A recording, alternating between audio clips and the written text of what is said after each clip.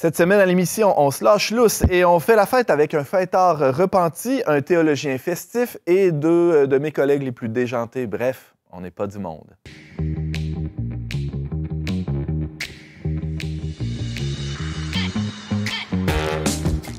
Bonjour à tous et bienvenue à votre magazine Foi et Culture. Ici Antoine Malenfant, votre animateur pour cet épisode consacré à la fête. Et pour bien faire lever le party, on a avec nous des gens un peu foufous. James Langlois, bonjour. Salut Antoine, je le disais dans un épisode de Verbomoteur dans les derniers mois à quel point j'étais un party animal. Oui, c'est vrai, surtout sur ce ton-là, ça nous convainc du coup.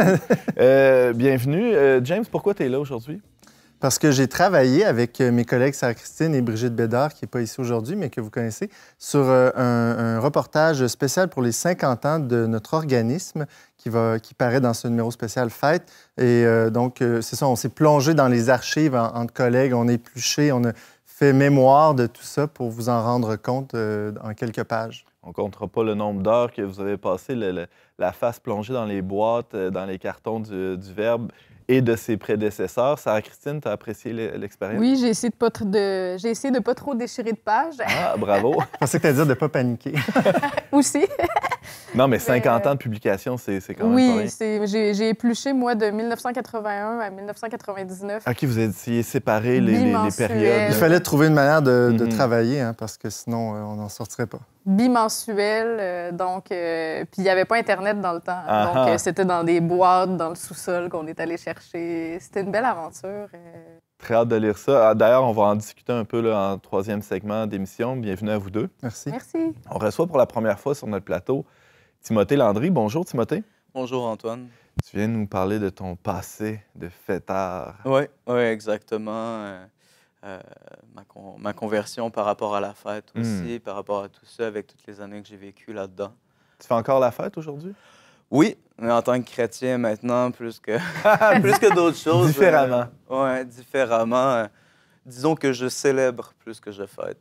Ah ben, merci d'être là. On a très hâte de t'entendre. Ça sera dans quelques instants. Et d'ailleurs, parlant de célébrer et de fêter en tant que chrétien, on a avec nous le père Guillaume Bruté de Rémur. Bonjour. Bonjour Antoine. Vous êtes recteur du séminaire Rédemptoris Mater à Beyrouth, au Liban. Exactement. Et vous êtes venu expressément pour nous rencontrer aujourd'hui.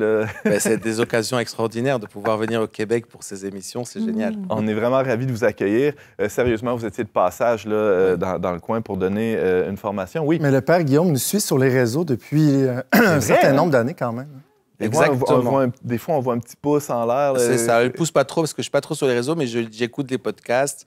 Je lis le Verbe. Je suis abonné au Verbe depuis longtemps. C'est très bien, ça. Mais disons que dans les recteurs de séminaires que je connais, tu es peut-être celui qui est le plus actif sur les réseaux. Ah oui? Quand même. Je ne sais pas, peut-être. Connaissiez-vous l'informateur catholique?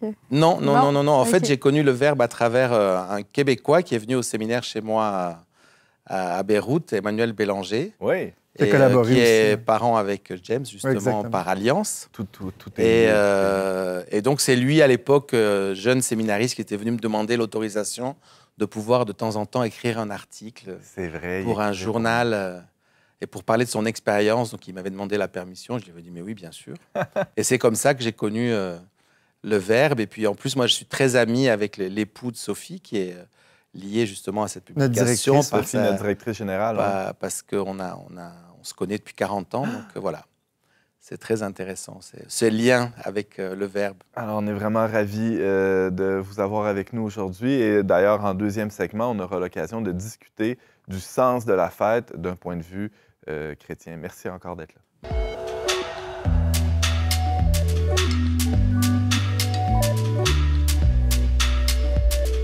Timothée Landry, salut, bienvenue à On n'est pas du monde. Merci. T'es chef cuisinier dans la vie? Oui. Tu fais à manger? Oui. Dernièrement, maintenant, je suis rendu au séminaire Rédemptoris Mater de Québec, chef cuisinier là-bas. J'ai été aussi cuisinier dans différents restaurants aussi à Québec, notamment.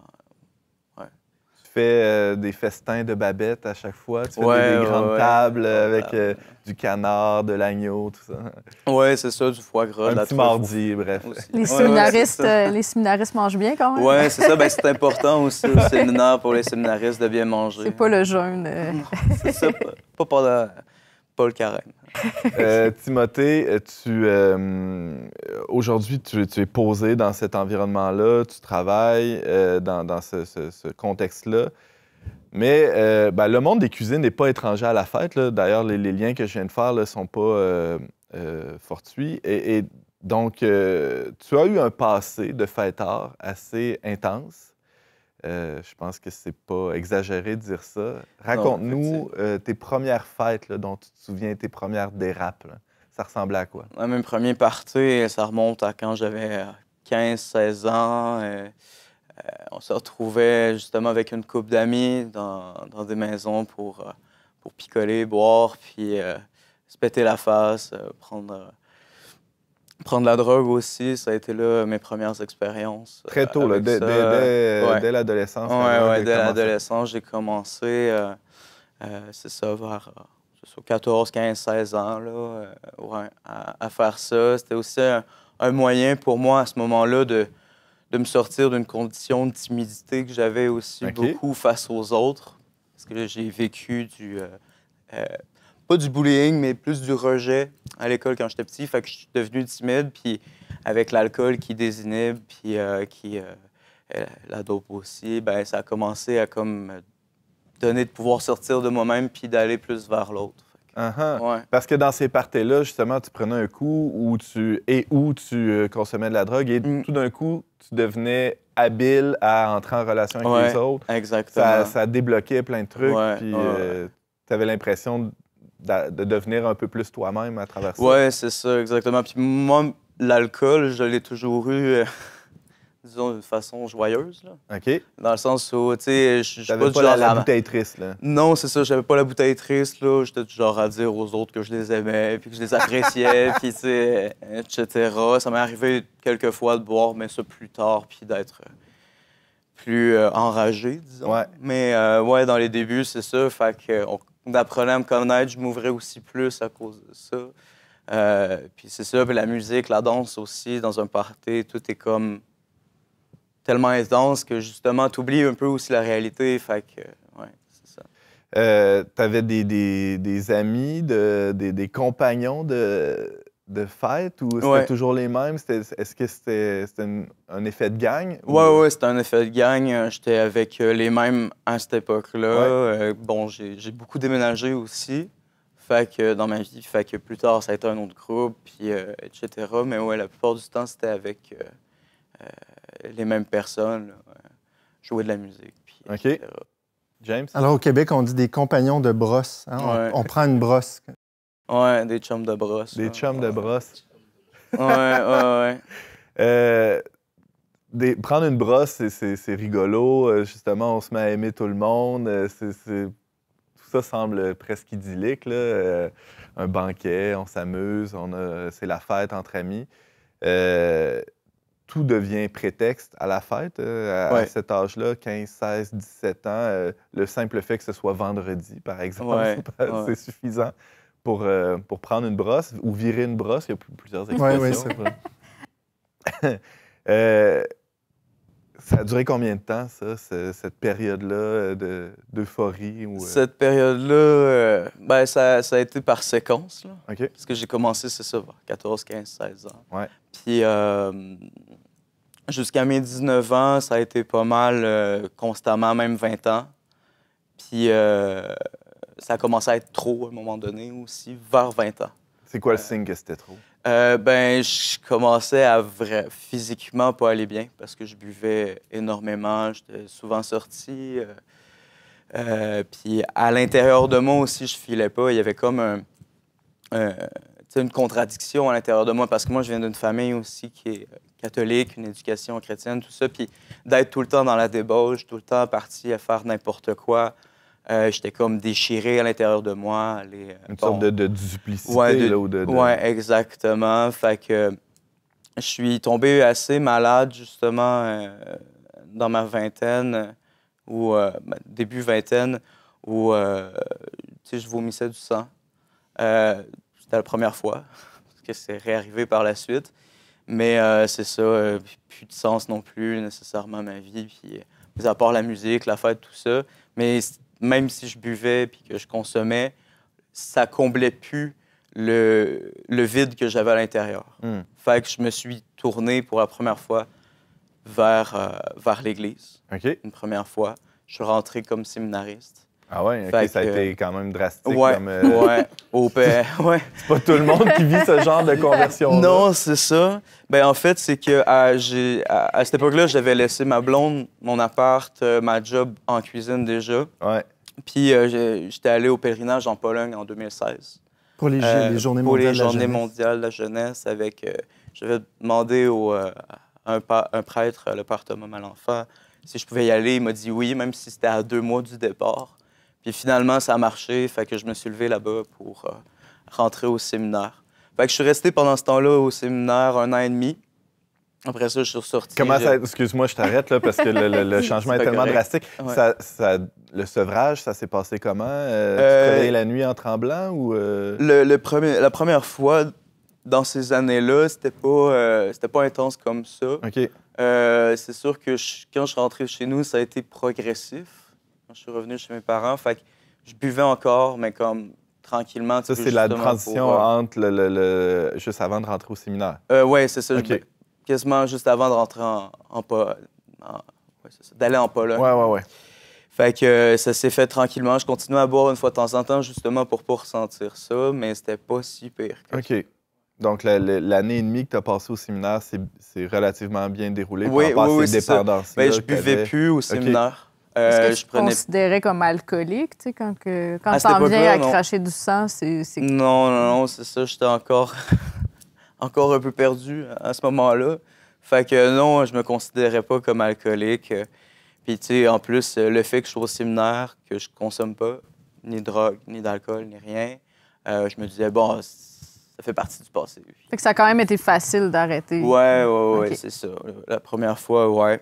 Fait que je suis resté là pendant 1 an et demi. Puis après ça, je me suis dit, j'aimerais ça avoir une femme et des enfants. Fait que je suis retourné pendant un temps chez mes parents pour me remettre en place, étudier en éducation spécialisée. Puis, ben là, c'était le retour à l'école, le cégep aussi, puis l'université. Fait que le monde, la plupart du temps, sortent, fêtent, boivent. Fait que au début, je voulais pas, puis tranquillement, pas vite, ben malheureusement, j'ai recommencé à redescendre. Ouais, c'est ça. Tombé sur cette même pente qui t'a fait glisser jusqu'à un niveau comparable de consommation? Encore pire. Ah oui? OK. Oui, c'est ça. Parce que dans le fond, j'ai arrêté mes études en éducation spécialisée, puis je suis retourné à mon premier amour, la cuisine. Fait que je suis retourné faire des cours de cuisine en 2020. Puis là, en cuisine, comme vous disiez plus tôt, justement, il y avait comme tout ce côté-là de la fête, puis tout ça. Fait que là, je suis retombé d'aplomb dans les brosses, dans le party, c'est ça. Fait que, ouais, puis j'ai laissé encore une fois de côté, tranquillement pas vite, l'Église, jusqu'à mes 27 ans, où justement j'étais en désintox parce que ma consommation était rendue grave. Là, c'était plus juste de l'alcool, puis c'était plus juste dans les parties. Ouais. Tu sais qu'il y a le club des 27, là, tous ces artistes maudits qui sont morts à 27 ans par trop de consommation. Janis Joplin, Kurt Cobain, Jim Morrison. Ouais. Fait que c'est ça. Ça aurait pu t'arriver? Oui. Ben, j'ai aussi essayé de m'enlever la vie. OK. Une reprise. Puis ça a été un des premiers mémoriaux du Seigneur pour moi. Qu'est-ce que tu veux dire par là? Parce que je suis... dans le fond, j'étais retombé dans la roue de la consommation, du party, de sortir, de faire la fête, tout ça. Puis en plus, je travaillais beaucoup à ce moment-là au restaurant où je travaillais à l'époque. C'est des jobs avec beaucoup de pression quand même. Oui, beaucoup de pression. Donc, la consommation vient quasiment aider à soutenir le rythme. Exactement. Fait que, oui, c'est ça. Tu travailles. Tu consommes pour travailler. Oui, exactement. Là. Une toune des vulgaires machins. Oui, qu'on connaît bien. Moi, je pensais à Blanche-Neige et 7 nains. Consommer pour travailler. Oui, mais c'est ça. Fait que je suis rentré chez nous. Puis j'ai pensé à rien d'autre. J'ai placé une corde, puis je me suis laissé tomber. Puis c'était pas censé arriver, mais la corde a lâché. C'était aussi un peu plus léger à ce moment-là, fait que c'était pas censé... C'est pas à cause de mon poids que ça a lâché, là. C'était vraiment... je m'en suis rendu compte par après que c'était comme le premier appel de faire « wow, tranquille ». Fait que c'est ça. T'es rentré en désintox pas longtemps après ça? Après ça, oui, c'est ça. Ben, 1 an plus tard, je parlais avec ma mère, puis j'étais dans la consommation au coton tout le temps. Je me levais le matin, puis en me réveillant le matin, je buvais une bouteille de Wallaroo, là, parce que sinon, je tombais en sevrage automatiquement. Du vin. OK. Ouais. Je suis tombé en sevrage automatiquement, je me mettais à vomir sans rien prendre, puis tout ça. Puis là, en plus, j'ai commencé à vraiment plus juste vomir des petits caillots de sang, mais c'était des filets, là.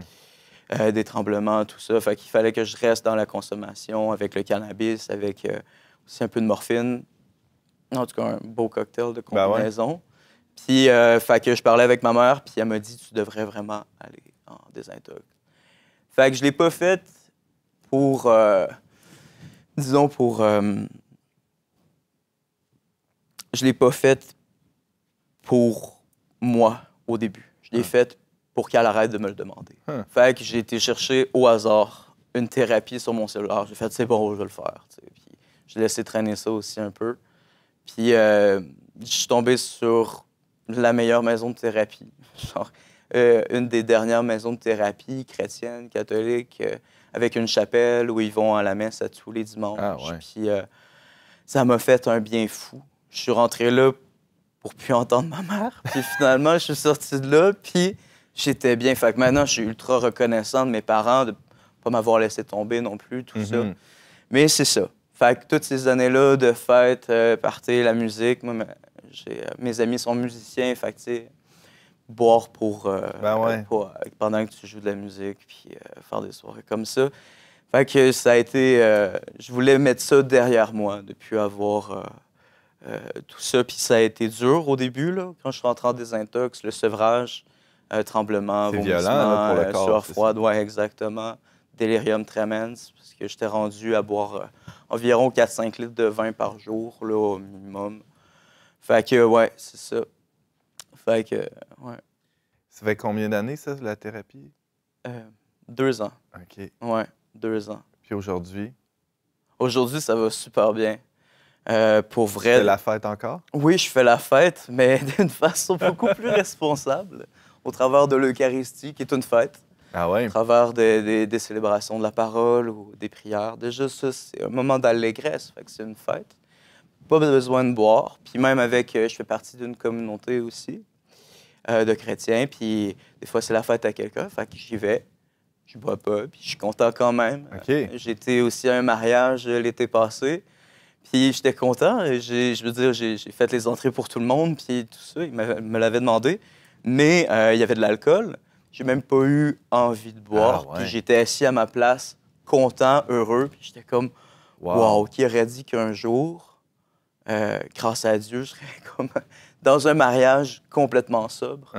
Fait que non, c'est ça. Puis tranquillement, pas vite, j'ai recommencé à m'aimer parce qu'il y a un problème d'amour de soi aussi par rapport à la consommation, à me retrouver beau, à vouloir prendre soin de moi, à manger mieux, à m'entraîner maintenant tous les jours, moi qui faisais aucun sport ou presque. Fait que tranquillement, puis le Seigneur m'a pris avec lui pour mon rétablissement, puis je suis ultra reconnaissant. Grande preuve d'amour aussi. Juste de travailler là où je travaille présentement avec des séminaristes, avec le milieu de prière, tout ça fait en sorte qu'aujourd'hui, je vois un rétablissement. Les autres autour de moi me le disent aussi. J'ai beaucoup plus de couleurs d'en face. J'ai plus la barbe bleue non plus, puis du vernis à ongles noirs. Mais c'est ça. Mais grande reconnaissance parce que ça vient de lui. Ça peut pas venir autrement. Tu sais, je suis sobre depuis maintenant une bonne année, là. Fait que, puis content parce que c'est sûr qu'il y a eu des rechutes après. Ouais. Ça, c'est mathématique, c'est triste. Mais ce qui est important, c'est de garder courage au travers de ça.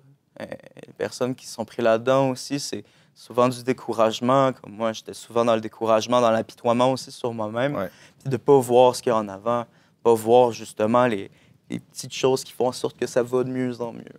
Fait que c'est ça que j'apprends aussi à vivre à tous les jours. C'est sûr que c'est pas facile, mais reste qu'accompagné du Seigneur, uni avec lui, je passe indemne. Et pour un gars timide, tu t'en sors très bien. Ton témoignage est très clair et très inspirant. Merci beaucoup, Timothée Landry. Merci à vous. Chef cuisinier, ancien fêtard, ou en tout cas, fêtard encore, mais d'une autre manière. Ouais. Merci beaucoup.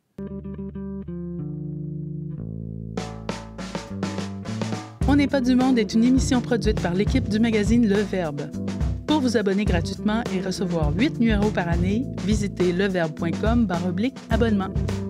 Guillaume Bruté de Rémur, bonjour et bienvenue à On n'est pas du monde. Bonjour à tous les auditeurs et à vous.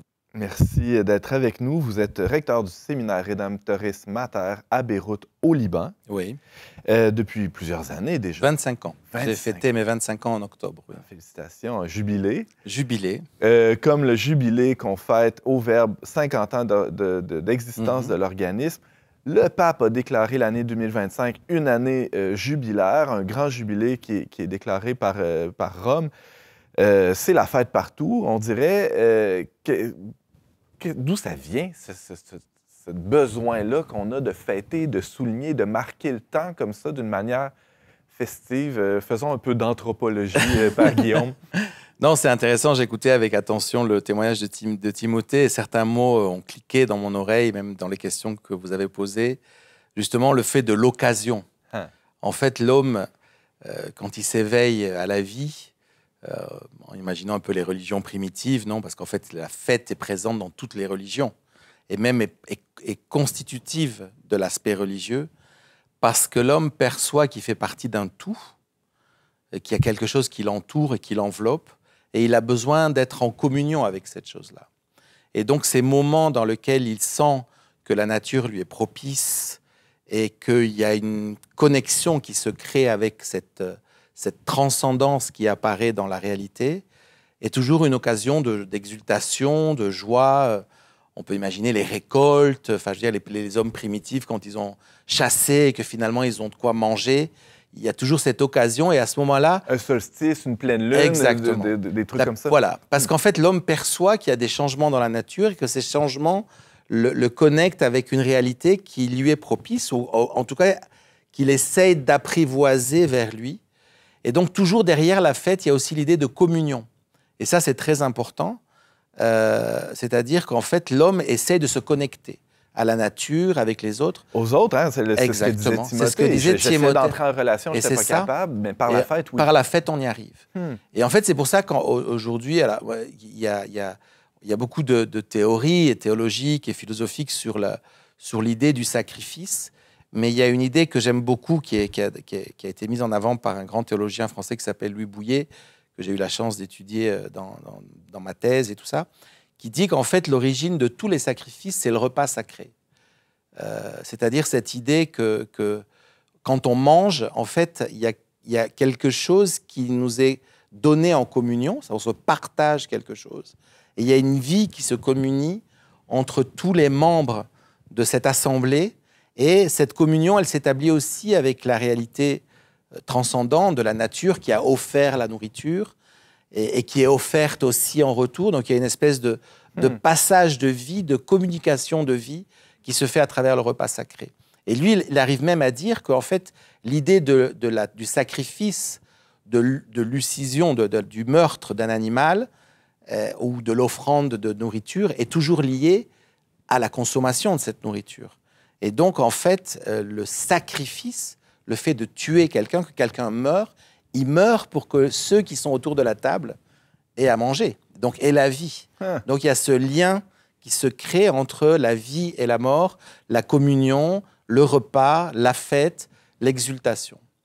Et bon, là, je vous entends parler, puis évidemment, c'est un grand survol justement anthropologique, mais si on met le focus un peu plus sur la tradition judéo-chrétienne, tout ce que vous dites là a énormément de sens. Parce que si on regarde, ici au Québec, là, tout le monde pense savoir ce qu'est la messe. Là. On va à la messe, on trouve ça ennuyant. Mais si on gratte un peu, on va aux origines de cet événement-là, de ce rite-là, cette fête-là, parce que c'en est une, on y viendra assurément très bientôt. On doit reculer même dans la tradition juive pour voir qu'il y avait des sacrifices, qu'il y avait des repas aussi qui étaient pris en commun.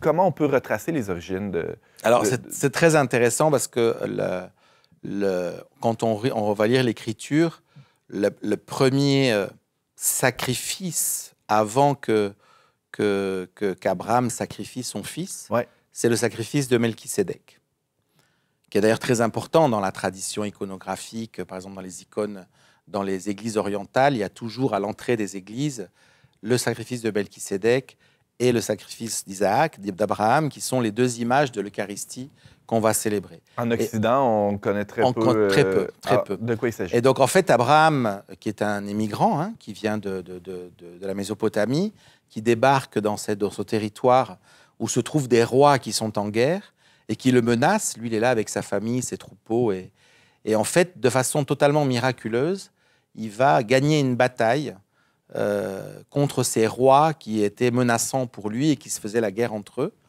Et donc, il apparaît comme un espèce de sauveur et de pacificateur de cet endroit. Et arrive un roi qui vient de nulle part, qui s'appelle Melchisédek, le roi de la justice, qui est le roi de Salem, qui deviendra Jérusalem, après Yerushalem.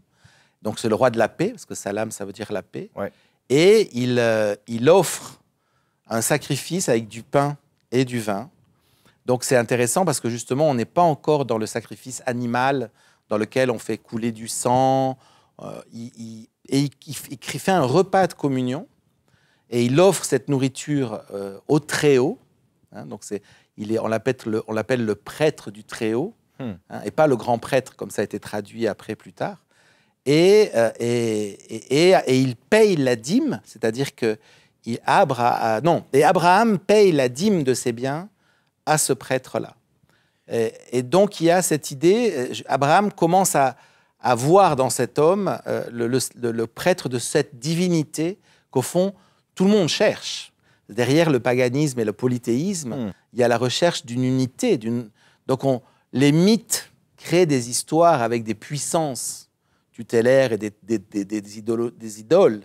Mais au fond, derrière l'idole, il y a toujours l'idée d'un grand Dieu qui gouverne tout, dans toutes les religions. Et déjà plusieurs millénaires avant la dernière scène là, que le Christ célèbre avec ses apôtres, il y a ces deux signes-là, du pain très terre-à-terre, très banal, basique, on pourrait dire, et du vin qui est le signe plus éthéré ou disons plus transcendant presque, là, qui nous élève, qui nous fait perdre la tête. Qui nous fait perdre un peu la tête. Alors c'est intéressant parce que justement la famille d'Abraham qui va émigrer en Égypte avec Joseph et ses frères, en fait quand Dieu va leur promettre une libération, il va leur faire célébrer. D'ailleurs c'est intéressant, si vous allez lire bien l'Écriture, vous allez voir qu'au départ Moïse demande au Pharaon de sortir 3 jours pour aller célébrer la Pâque en dehors de l'Égypte.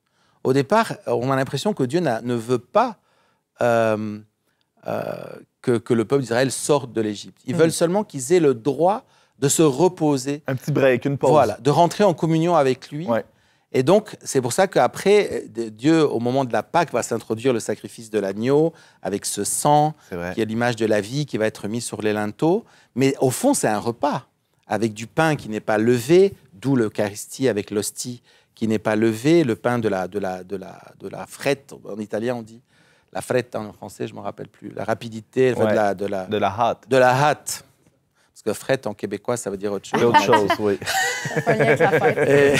Non, pas très festif. Et donc, en fait, justement, va rester comme centre de la vie du peuple juif ce repas de Pâques, qui est un repas familial, c'est ça qui est très, très intéressant, qui est au fond le centre. Ça doit être un repas familial. Exact, ça doit être un repas familial.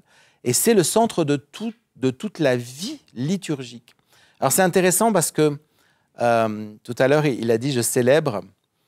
Et c'est vrai qu'une des choses qui a fait que, je pense, la messe, l'Eucharistie est devenue quelque chose que les gens ne comprennent pas vraiment, c'est qu'à un certain moment, on a parlé de la liturgie comme un culte. C'est-à-dire un devoir que l'on doit rendre à une divinité pour se la rendre propice. Ça, c'est une mentalité, au fond, païenne, qui est rentrée dans l'Église avec la christianisation des nations païennes, et donc pour catéchiser les peuples qui se sont convertis très vite derrière, avec Constantin, avec Clovis en France, avec tous les rois, quand les empires et les royaumes se sont convertis, il a fallu catéchiser ces gens. Hein.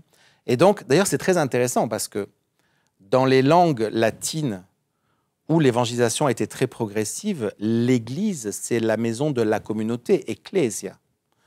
Dans les nations où l'évangélisation a été plus tardive, donc qui date de l'époque post-constantinienne, l'Église, c'est Church, Kirche, c'est la maison du Seigneur, la maison de Dieu. Donc il y a un changement qui se fait. L'Église n'est pas le lieu où célèbre une communauté, mais c'est là où on va rendre un culte au Seigneur, au Kyrios. C'est un changement de paradigme. Paradigme total. Ouais, et ça a été une des grandes révolutions du Concile Vatican II que peu de personnes comprennent. Alors, quelle est-elle? C'est un renversement du renversement? Exactement. C'est-à-dire comprendre que la liturgie n'est pas un culte à Dieu, bien que c'est une façon de servir le Seigneur et donc de lui rendre un culte, parce que Dieu nous aime et veut que nous célébrions sa vie. Et donc, en célébrant la vie qu'il nous communique, je lui rends un culte, mais pas de l'idole que je vais lui offrir un sacrifice. Dieu n'a pas besoin de mon sacrifice. Le sacrifice du Christ, il est unique et total et définitif. Dieu n'a pas besoin tous les dimanches d'être certain que son Fils meurt sur la croix. Je veux dire, c'est pas nous qui allons tuer Jésus pour faire plaisir à Dieu. Enfin, il y a une vision un peu distordue de la... En fait, c'est pas ça. Dieu, le culte que Dieu veut qu'on lui rende, c'est l'action de grâce, ce qu'il disait lui, la joie d'être ensemble et l'expérience que sa vie nous est communiquée.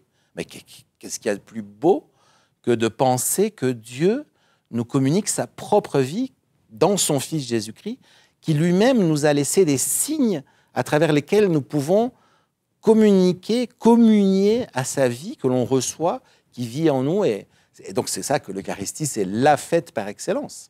Et un retour, ou du moins depuis Vatican II, depuis les années 60, à cet aspect du banquet ou du repas, ce que vous disiez d'entrée de jeu, par Guillaume, c'est que le sacrifice, oui, il y a sacrifice lors de la messe, mais sacrifice en tant que repas. En tant que repas, oui, c'est exagéré de dire ça? Non, c'est tout à fait ça. C'est tout à fait ça. Alors, il y a toujours un aspect sacrificiel. C'est un acte sacré. C'est-à-dire que ce n'est pas seulement un repas. Je veux dire, on ne peut pas imaginer que l'Eucharistie se transforme... Un McDo.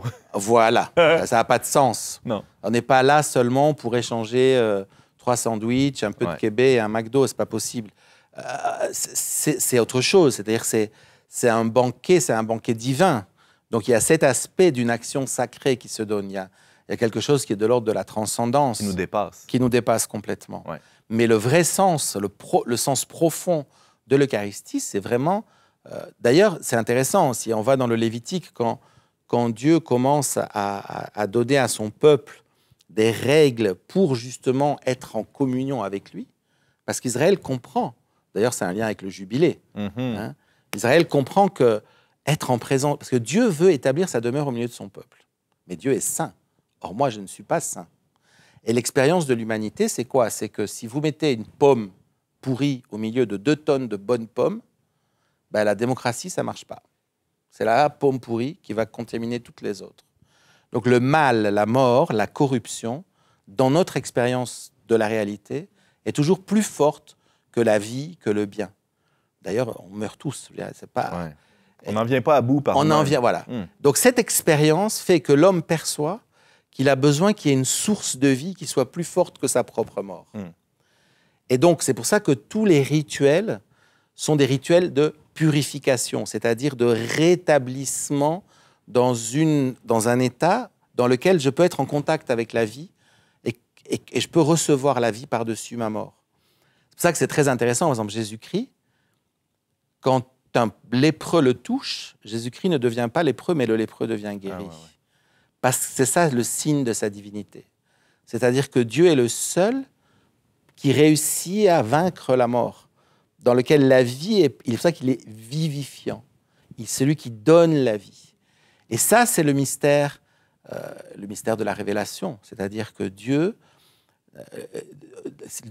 n'attend pas que l'homme lui fasse des sacrifices, mais Dieu donne à l'homme la possibilité de passer de la mort à la vie. Et ça, c'est ce qu'on appelle dans la liturgie hébraïque la purification. Les liturgies de purification, c'est des liturgies dans lesquelles l'homme a fait l'expérience qu'il est sale, même hygiéniquement. C'est pour ça que les premiers bains, c'est des bains rituels. Et il est rétabli dans cette possibilité d'être en présence de Dieu. On purifie que les choses qui sont sacrées, on ne purifie pas les choses qui sont pas sacrées. Et donc tous ces sacrifices viennent pour la purification, mais au fond, ils sont connectés toujours avec quoi? Avec l'idée d'être en présence de Dieu et de le célébrer, toujours. Et qu'est-ce qui fait que nos célébrations ressemblent si souvent à des funérailles? Alors, je pense parce qu'il y a plusieurs aspects. Il y a un manque de catéchisation, c'est-à-dire qu'il y a peu de personnes qui comprennent l'Eucharistie comme ça. Il y a eu beaucoup de confusion aussi, c'est-à-dire qu'on a, pour essayer de rendre les Eucharisties festives, on a essayé de faire rentrer des éléments de la fête mondaine. Mais en fait, les gens, ils disent, mais moi, si je veux faire la fête, je préfère aller dans une party et se prendre une brosse, comme vous dites. Je ne sais pas faire l'accent. Mais, tu vois... On va aller virer une brosse avec les anciens chums de brosse à avec Timothée. Les chums de brosse de Timothée. Pourquoi je devrais aller à l'église et vivre la même chose que je vis dans le monde et je le vis mieux? Non, c'est mieux produit, si tu veux. Le produit du monde est quand même plus efficace comme fête. Donc, il y a déjà il y a eu ce manque de catéchisation, cette disons, erreur ou cette mégarde d'avoir pensé qu'en introduisant des éléments festifs mondains, on allait redonner à l'Eucharistie la fête. Et puis surtout, ce que je pense, c'est qu'il faut les chrétiens, tant que tu n'as pas fait, toi, l'expérience dont a témoigné Timothée, c'est-à-dire que Dieu te redonne la vie, qu'est-ce que tu veux fêter?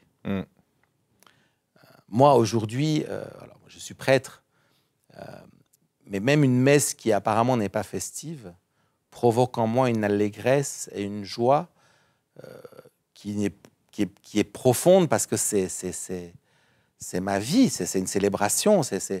Donc, parce que ça réactive ou ça réactualise tout ce que vous avez vécu comme passage dans ma vie. Exactement. Dans votre expérience, dans votre chair, dans votre existence même. Puis il y a une chose très importante qui est d'ailleurs très liée au Concile, et cette idée aussi, ce qu'on appelle la révolution ecclésiologique du Concile, c'est que ceux qui célèbrent, c'est la communauté.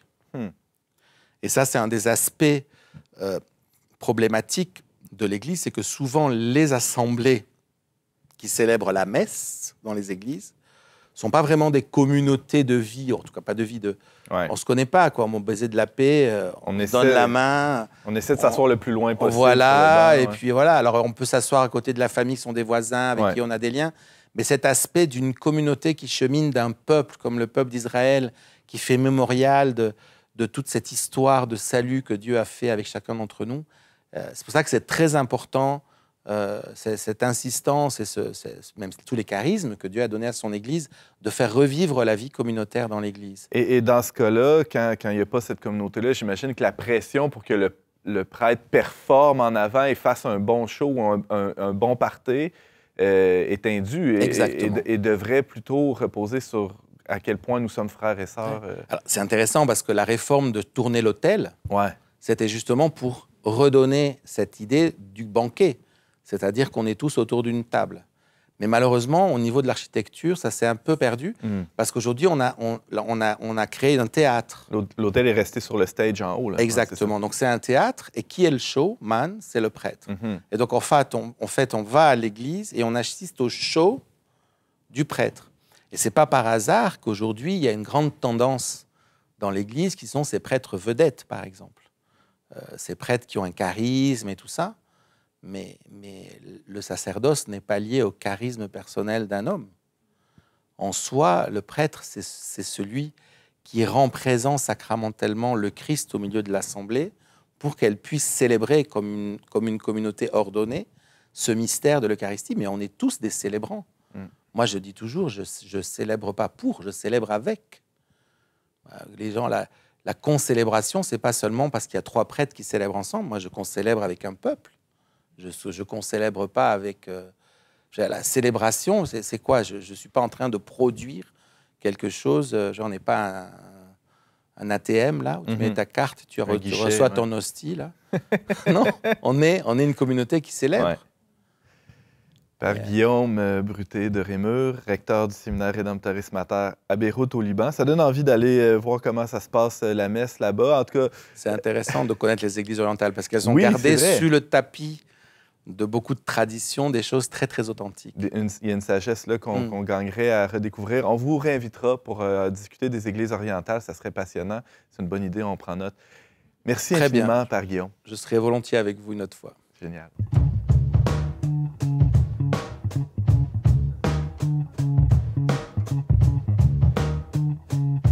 James Langlois, Sarah-Christine Bourriane, journaliste pour Le Verbe Média. Bonjour et bienvenue à On n'est pas du monde. Salut. C'était formel, hein, comme... Très formel. Salut les amis, allons-y.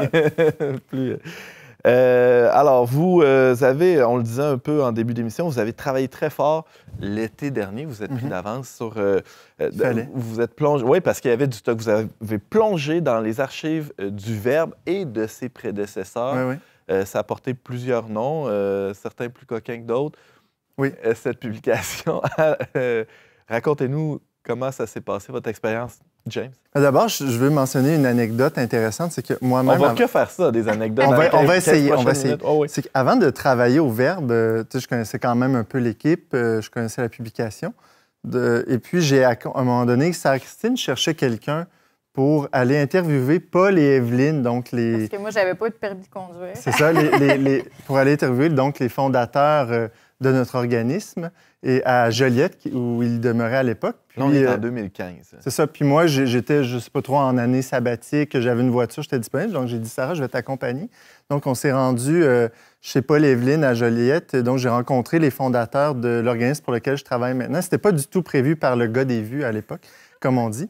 Mais ça a été vraiment une expérience intéressante. D'ailleurs, on peut lire l'article de Sarah-Christine dans le tout premier numéro du Verbe en 2015 sur le journalisme, où elle fait un peu une espèce de, de mémorial, d'historique de... Les 40 ans. Non, c'était les 40 ans, justement, à l'époque, en 2015. Donc, raison pour laquelle, en 2025, on célèbre les 50 ans. Et voilà. Ça, c'était 1 an et demi avant qu'on t'embauche. Aucun lien entre les deux événements. Exactement. C'est fascinant. Mais on voit quand même que... Le Seigneur l'a su dans les idées. Tout à fait. Donc, puisque tu n'as pas réussi à répondre à ma question, je vais me tourner vers ta collègue. Comment ça s'est passé, là? Mais c'était intéressant quand même. On va arriver avec une autre anecdote. Oui, c'est ça. Moi, j'ai rencontré d'abord Evelyne Lausier au monastère des Petits Frères de la Croix. Ouais. On regardait, je suis sortie pour voir un lever de lune, puis il y avait une petite dame toute menue qui fumait une cigarette, puis on contemple les deux le paysage. Puis moi, j'étais là-bas pour discerner, pour savoir si j'allais étudier en journalisme. Puis je lui dis ça tout bonnement. Puis elle me dit, ben moi, je travaille pour le nouvel informateur catholique à ce moment-là. Non, je pense que c'était La Vie est belle, parce qu'il y a eu plusieurs noms, c'est mélangeant. Ouais. On va y venir. Mais femme de feu, elle m'a raconté, on a parlé toute une soirée, elle, de ses expériences. Elle était journaliste de guerre, parce qu'ils ont couvert les événements de Medjugorje. C'est une des facettes de leur histoire. C'est comme ça que le journal s'est relancé, parce que ils ont beaucoup d'histoires de Providence où il n'y avait plus les fonds nécessaires pour continuer leur mission. À un moment donné, il restait comme 1 000 $ dans les coffres. Puis ils se sont dit... Ils ont entendu parler de ce lieu qui était à l'époque marginal, les apparitions en Bosnie-Herzégovine, Medjugorje. Puis... à l'époque, c'était pas cette situation-là politique, mais puis c'est devenu, la guerre... des Balkans. Oui, exactement. Puis elle s'est retrouvée dans cette situation-là.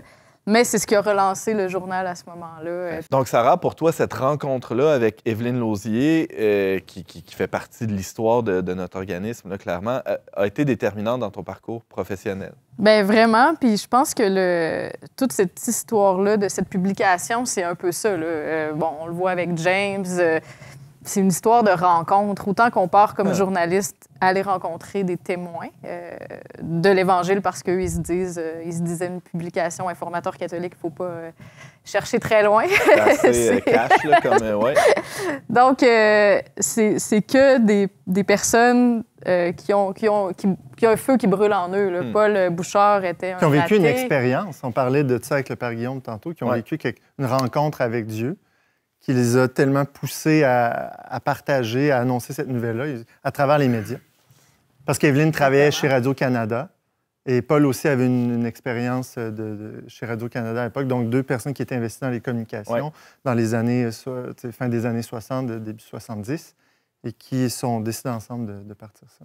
Alors, comment ça a commencé cette aventure-là? Parce que là, aujourd'hui, on fête 50 ans du Verbe et de ses prédécesseurs, donc, mais ça ne s'appelait pas le Verbe. En 1975, qu'est-ce qui a été fondé au juste? Mais là, pour répondre à ta question préalable, ça va être compliqué. Je te niaise. Bon, tu sais, c'est quand même 50 ans d'archives. Là, je pense que ça n'avait jamais été fait au sein de l'organisme, d'éplucher tout ça. Donc, on a littéralement pris chaque numéro et on a regardé pour essayer de ressortir les éléments intéressants. Bon, j'ai répondu à ta question. Ensuite, comment ça a débuté? Bien, voilà, ici, j'en ai le premier numéro d'Esprit vivant en 1974 que Paul Bouchard était seul. À l'époque, c'est le père de Sophie Bouchard, notre actuelle directrice, qui lui aussi a vécu toute une conversion, une rencontre avec Dieu à travers une réflexion philosophique en lien avec la science. Et là, un homme assez original qui décide de se partir. Aucune connaissance, ou presque pas, de l'écriture, des médias, de théologie ou quoi que ce soit. Il décide de s'investir dans les médias. Et c'est le premier numéro ici que je tiens dans les mains, Esprit vivant, journal prophétique. Bon, c'était pas encore tout à fait... C'est déjà un programme? C'était plutôt un manifeste, je dirais. Il n'y a pas vraiment de journalisme à proprement parler là-dedans. Mais tout de suite après, donc 75, les premiers numéros arrivent et on sent vraiment l'ébullition des années 70. Il y avait toutes sortes de collaborateurs, Rina Lanier, une poétesse, Fernand Dumont, le grand sociologue québécois, le père Benoît Lacroix qui était impliqué à l'époque. Ça bouillonnait l'effervescence culturelle, artistique du Québec. On ratissait tellement large d'actualité. Le Dalai Lama venait, on l'interviewait. Écoutez, ça couvrait tout. La pièce de théâtre « Les fées ont soif » qui a créé certaines polémiques à l'époque, qui étaient très contestataires par rapport à l'Église. Donc, les gens se répondaient dans des lettres ouvertes. Il y avait vraiment un grand dialogue. Et Esprit vivant a terminé en 80... je pense 81, c'est le lancement de l'informateur catholique. Ouais, c'est ça. Qui est né des cendres un peu d'Esprit vivant parce qu'il y a eu une prise de position mémorable. Ah oui, c'est quand même un point tournant. On ne peut pas ne pas en parler. Non, c'est ça, on allait l'oublier, mais donc le Québec... Parce qu'avant 81, il y a eu 80. C'est ça. Qu'est-ce qui s'est passé en 80? Bien là, c'est ça, le Québec était en questionnement, je dirais, identitaire par rapport à sa place dans son avenir politique. C'est ça, son avenir politique. Donc, les premiers discours, les premières idées nationalistes arrivent, René Lévesque, le Parti québécois, etc. En fait, ce qui était l'ancêtre du Parti québécois. Mais donc, Paul Bouchard a pris quand même assez tôt position, a publié un premier livre qui disait « Les chrétiens au pays du Québec ». Donc, il y avait une réflexion chez les évêques aussi à prendre position pour le « oui ». Dans ces questions-là. Donc, oui, pour la séparation du Québec du Canada, du reste du Canada. Et ça a quand même choqué plusieurs lecteurs, on peut le comprendre assez facilement.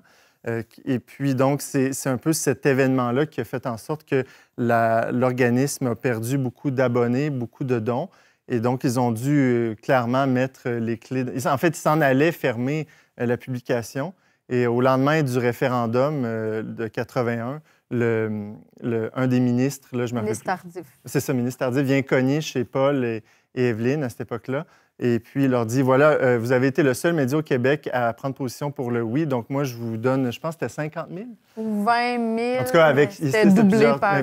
beaucoup d'argent pour l'époque. À l'époque, oui. C'est ce qui a permis de relancer la publication sous le nom de l'Informateur catholique. Donc, et aujourd'hui, l'organisme est un organe de presse du Parti québécois ou non? Non, mais c'est une anecdote intéressante parce que c'est impensable dans l'écosystème politique d'aujourd'hui de voir que un parti politique aurait financé un média catholique. Là, je veux dire, ça montre le fossé ou ce qui s'est passé Exactement. Historiquement depuis cette époque. Mais je sais pas, toi, mais moi, une chose qui m'a étonné, si on regarde en épluchant les archives, c'est de voir qu'il y avait quand même des tendances, je dirais des dynamiques qui reviennent encore aujourd'hui au sein du Verbe. C'est-à-dire que très tôt, même dans Esprit vivant, il y avait cette idée que, oui, la politique, c'est important, les chrétiens ont une place à avoir dans la politique, on peut prendre position, mais ultimement, c'est pas d'être de gauche ou de droite. C'est-à-dire, on ne doit pas s'attacher à des idéologies, mais ultimement à servir vraiment l'Église et l'Évangile dans ce qu'on propose. Et ça, c'est revenu tout au long des publications. Donc, toujours cette ligne de crête qui était difficile à maintenir, mais sur laquelle on tentait de marcher. Puis, c'est encore, je dirais, un élément de notre ligne éditoriale au Verbe aujourd'hui qu'on tente de respecter quand même. Puis de bâtir des ponts aussi entre des gens qui ne se parlent pas autrement. Les chrétiens peuvent servir à ça. Au Liban, d'ailleurs, c'est un de leurs rôles importants. Sœur Christine, toi, tu as couvert quelles années? après ça? L'informateur catholique qui voulait se faire de l'information religieuse, c'était vraiment impressionnant parce que on se rappelle un peu de cette revue-là comme couvrant le merveilleux. C'est vrai qu'il y a eu des dossiers spéciaux sur des icônes qui soignent, puis une sur les messages sataniques sur un CD de Michael Jackson. Bon, on a quand même bien ri en lisant ça. Mais ils se sont intéressés aussi à l'Armée de Marie, au mouvement réalien. C'était l'émergence de mouvements spirituels qui essayaient d'analyser, de décortiquer. Mais il était beaucoup plus que ça, en fait. C'est qu'il couvrait autant de l'information internationale, tout ce qui se passait, tous les grands bouleversements, les grands mouvements. Quand j'ai commencé à lire, c'était le nucléaire, les catholiques qui prennent position contre, c'est ça, l'arme nucléaire. Il y a eu, c'est ça, la chute du mur de Berlin, l'apartheid, le voyage de Jean-Paul II au Canada. Il y a même eu une lettre du pape Jean-Paul II adressée... Mais non. À l'informateur catholique. Il y avait une religieuse proche de la direction qui avait envoyé un numéro après son passage au Québec en 1984, puis il a répondu. Donc, il n'y a pas juste le pape François qui Exactement. Il y avait déjà ces... Donc, il a pris connaissance, il a eu le temps de répondre avec toutes ces... On sait qu'il était bien occupé. Ils ont d'ailleurs tout couvert de Jean-Paul II, tous ses voyages... ce qui se passe en Amérique latine. Là, il ne faut pas oublier qu'on est avant Internet. Là, c'est dur à comprendre pour nos jeunes esprits là, que nous sommes. Mais c'est une autre époque, c'est-à-dire qu'il y avait la nécessité de faire de l'information, de l'information religieuse dans ce cas-là, mais d'aller chercher l'information alors qu'aujourd'hui, on a l'impression que ça nous tombe dessus. Oui, vraiment. Dans un rythme quand même assez soutenu. Oui, un bimensuel quand même de 16 pages. On a vu tous les premiers mouvements aussi. Je parle de l'international, mais c'était aussi très local, les premiers cafés chrétiens. Je me disais, dans le temps, il y avait des cafés chrétiens, la naissance des petits frères de la Croix, toutes sortes de... Ils donnaient la saveur un peu de tout ce qui se passait. Là. Ils prenaient le pouls de tout ce qui se vivait sur le plan autant religieux que social. Il y avait vraiment une fibre de vouloir transformer les conditions sociales, Paul le dit souvent, par une prise de parole engagée. Une parole libre. Il ouvrait le débat, il donnait la parole à toutes sortes. Il y avait comme des courriers du lecteur qui n'étaient pas d'accord avec ses éditos, mais il permettait cette circulation-là. James? Mais donc, pour faire une histoire courte, l'informateur catholique poursuit sous ce nom-là jusqu'en 99. Ouais. Ensuite, on change de nom, ça devient le NIC pour Nouvel Informateur catholique. C'est bien Il y avait précisé, toute une dimension aussi, un manifeste derrière. Là. Et puis, l'informateur continue jusqu'à peu près 2011. Paul et Evelyne prennent un peu leur distance. Sophie Bouchard, notre actuelle directrice, arrive et là, repart sous le nom La vie est belle jusqu'en 2015, grâce à toi en partie, qui est arrivé 3 ans plus tôt. Ça a changé de nom pour le Verbe. Ouais. Et puis voilà, donc 2015 à aujourd'hui, c'est les 10 ans de la publication que vous connaissez, pour ceux qui nous lisent ou qui nous suivent sur les réseaux sociaux, là, 10 ans d'annonce, finalement, de témoignage de l'espérance chrétienne dans l'espace médiatique. Mais on pourrait dire même 50 ans, parce que c'est la même mission qui se poursuit dans des factures, dans des factures esthétiques différentes, sous des modes différents, mais qui est encore active aujourd'hui. Il y a cette même idée, c'est jamais ce que tu disais, Sarah-Christine, il y a cette même idée que par un média, un moyen qui est assez pauvre, finalement, c'est-à-dire un bout de papier ou une émission de radio, un discours, une parole qui est partagée, l'écoute d'un témoignage, une discussion sur un thème. Il y a presque... C'est un peu fort de dire ça, mais il y a du moins une espèce de disponibilité ou un désir de faire advenir le règne de Dieu. On ne parle plus comme ça aujourd'hui, mais c'était dans les premiers statuts de l'organisme. C'est-à-dire qu'il y a quelque chose de transformateur, il y a quelque chose qui... L'Église a quelque chose à dire à notre société, qu'elle soit aussi sécularisée soit-elle, qui peut être comme le sel ou le vin dans la pâte. Et un média peut servir de courroie de transmission encore aujourd'hui. Vous avez vu ce fil rouge-là dans... Bien oui, tout à fait. Puis je pense que ça se déroule en premier lieu au sein même de ce que l'équipe vit. On le voit depuis le début, on le vit encore aujourd'hui au Verbe, c'est-à-dire qu'il y a une communion qui se crée entre nous, au sein de l'équipe, au sein des collaborateurs, des gens qui nous visitent, qui nous rencontrent. Pas juste de la communion, mais de la discommunion aussi, parce qu'il y a un passé dans notre organisme aussi, des fois, de de prises de position qui ont pu blesser des gens, de polémiques. Puis nous, on voulait profiter aussi du jubilé pour demander pardon à toutes les personnes qu'on aurait pu blesser. C'est une occasion pour nous de relire l'histoire du Verbe aussi, de se réconcilier puis de se dire que peut-être que si on avait été à leur époque, dans leur contexte, on n'aurait peut-être pas fait différemment. Donc, voilà, moi, c'est ce qui m'a frappé beaucoup en faisant ce travail. On s'est engueulé avec à peu près tout le monde, là, à gauche comme à droite, en haut, en bas. Et bon, c'est vrai que le jubilé, c'est le sens d'ailleurs du jubilé. Hein? Dans la Bible, c'est le temps de remettre les dettes, de demander pardon, c'est ce qu'on de libérer les prisonniers. Libérer les prisonniers. Donc de remettre les dettes complètement à zéro. Ouais. Est-ce qu'on a des dettes ouvertes? Ça serait une bonne occasion. Je pense que oui. Il était souvent dans le rouge, mais... Ouais, c'est ça. Mais ça, on ne peut pas finir sans parler justement aussi de toute la providence. C'est vraiment une histoire de providence où c'est un terme chrétien qui veut dire finalement l'action de Dieu qui pourvoit matériellement, financièrement, mais combien de fois ils ont pensé fermer les campagnes de financement, l'argent qui tombait du ciel, littéralement, à la dernière minute. Et c'est ça le Verbe, mais non seulement tout l'organisme depuis 50 ans. Oui, puis c'était plus qu'un journal aussi organisait des voyages, des pèlerinages. C'était quand même des mini-congrès de la Saint-Jean-Baptiste, par exemple. Wow. ce que j'aimerais pourquoi organiser.